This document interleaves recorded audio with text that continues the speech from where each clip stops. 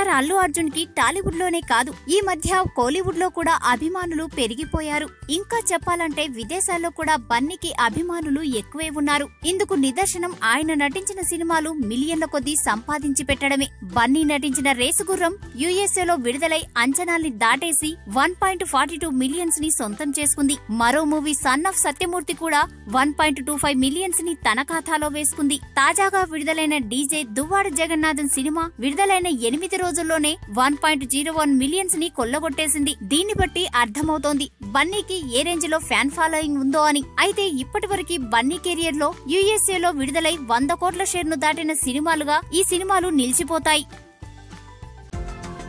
ఈ వీడియో గనుక మీకు నచ్చినట్టయితే లైక్ చేయండి, షేర్ చేయండి, సబ్స్క్రైబ్ చేసుకోండి.